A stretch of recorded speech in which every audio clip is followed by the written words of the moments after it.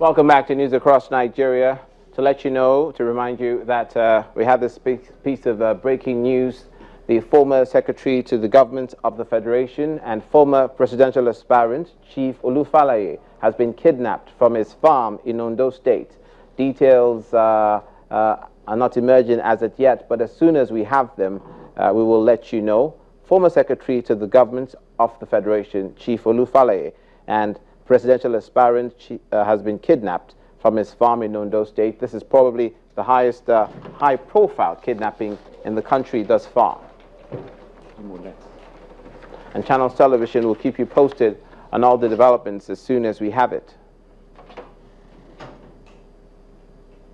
Now, speaking of such crime, the Imo State Police Command has reunited a 3-month-old baby, Chijoke Chukwuka, with his mother. The baby was said to have been sold to a prospective buyer for the sum of 750,000 naira. After the mother, Chizoba Nadugu, delivered him at the Onyebuchi Maternity Clinic in Umuhu, Akabia, in Osu local government area of Imo State.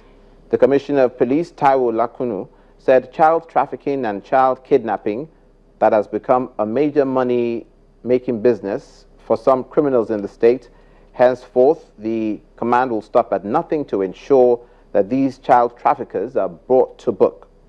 Meanwhile, in Imo State, the command paraded some suspected kidnappers who've been terrorizing the state. Take a look. Finally, 3-month-old Chijoke Chukwuka has now been reunited with his biological mother after being allegedly sold out to one Mrs. Chinwe Chukwuka.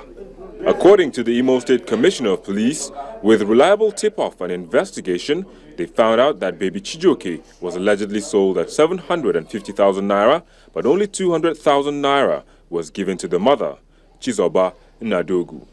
The lady went to one of the clinics here to give birth, and she gave birth quite all right, and she had the baby, cried. But to her surprise, to her chagrin, a couple of minutes later, she was told that the baby had given up. The mother of the child, a 25-year-old woman, accepts receiving only 200,000, but insists she was compelled to do so because she does not have a means of livelihood. However, the buyer, Mrs. Chukwuka, disclosed that she wasn't aware that the adoption was not genuine. I get pregnant, I don't get father, I don't go take care of the baby. So I don't know, I make her do that thing. So I never done before. This lady, she's my husband's sister. I told her that I'm interested in this adoption of a thing. That in Lagos is a long process and I don't have that time because I'm not always around. She told me that she will help me out. When it's time for me to, when it's time she will tell me. So that was how everything happened. The Commissioner of Police used the opportunity to warn criminals and child traffickers to stay clear or face the full wrath of the law. We have recovered the child. The matter will be prosecuted in court.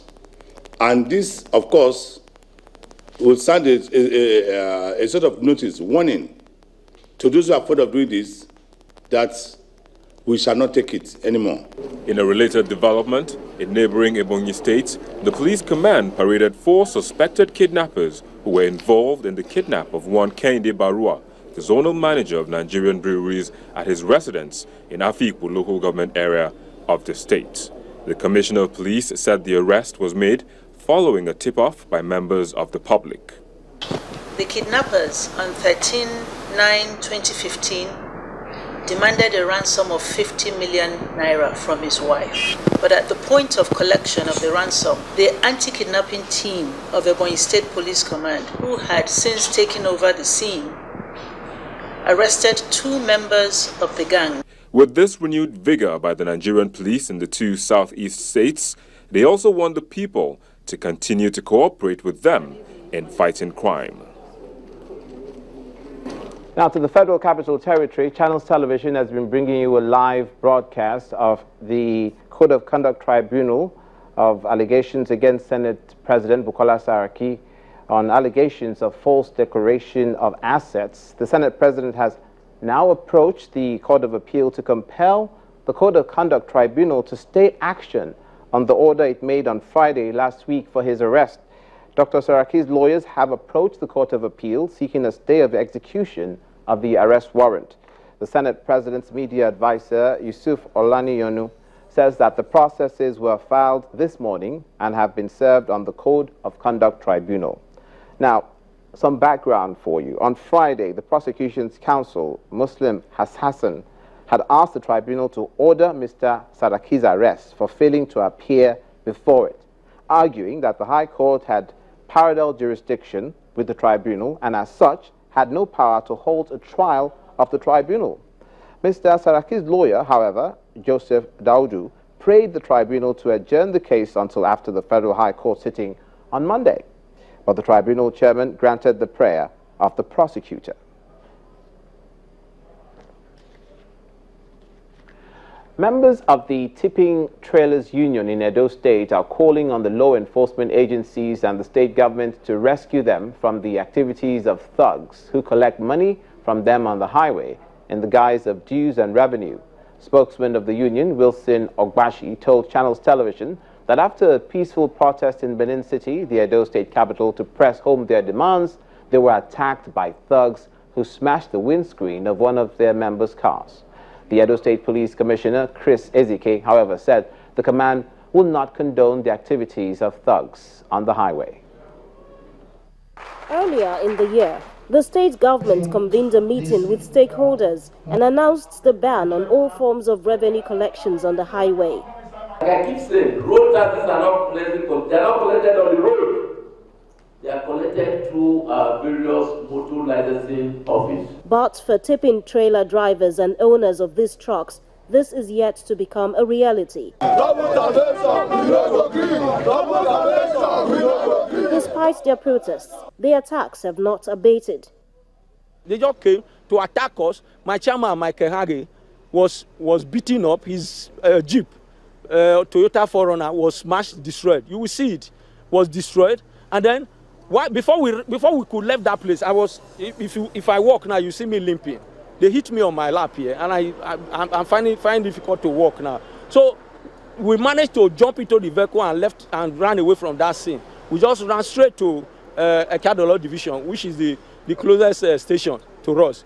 While we were here, I saw Mondohui came with one black Mercedes car, and then they opened the boot and brought out a driver. One of our drivers was beaten up mercilessly and locked up inside the boot. The new Commissioner of Police in Edo State, however, says he will enforce the law to the letter. Under my watch, no policeman will be given to anybody who wants to collect revenue on the highway. Anywhere we see them, we will arrest them. There is a federal government directive on this. No collection of revenues on the highways. For the tipping truck owners and drivers, the desire remains that an immediate solution to this problem is found. And we end today's edition of News Across Nigeria in the southwestern part of the country, in Lagos to be exact. The pictures which you're seeing right now are from a section of a gridlock situation at Alaka area of Ikorodu Road. The entire road stretch from the entry point of Apapa Port to Ikorodu has been at a standstill for about 48 hours as a result of the influx of trailers and tankers. The situation has caused gridlocks on other adjoining and alternative routes within the axis, a domino ripple effect, even some other major roads in the Lagos metropolis. The Lagos State Commissioner of Police, Falae Sheni, is leading other officers and men of the command to control the situation. Just because they stop the big truck to move daytime, that's why this hold up. We have road safety, VIO, police, so they should continue to check all those trucks. The truck they know that is not in good condition, they should abandon the truck. They should ban the truck so that the truck will not move in the highway. That is the cost. We left day before yesterday, so we reached here around 7 o'clock. When we are coming along the road before Ibafo, we discovered there was a lot of ward off there. Before we come out from that ward off or reaching here, we saw another ward off. Were you at any point restricted from getting into Lagos? Somebody told us that there was a coffee or whatsoever. I don't know. So we reached somewhere, we parked our motor until 9 o'clock before we entered the road. So reaching here, we discovered there was a ward off. Yesterday, the port gate was locked. because the guys that loaded could not come out because of the restriction in time. But we've worked out something with them to ease the congestion. We're trying to be flexible. I've practically been here since yesterday. I was there from 10 a.m. to 6 p.m. yesterday when we cleared this. This built up overnight. So we make sure that we sustain the deployment all throughout the night so that we won't have a repeat. But I believe that in another, maybe by tomorrow, with, of course, collaboration with the port authority people, we should be able to clear out this gridlock. And that's it for this edition of News Across Nigeria. A 48-hour standstill traffic gridlock is nothing nice. Before we go, the former Secretary to the Government of the Federation and former presidential aspirant, Chief Falae, has been kidnapped from his farm in Ondo State. We expect that law enforcement and relevant security agencies are already on the case in what is probably the highest profile kidnapping case in the country thus far. That's it from me. I'm Olumide Macaulay. Thanks for watching. See you again.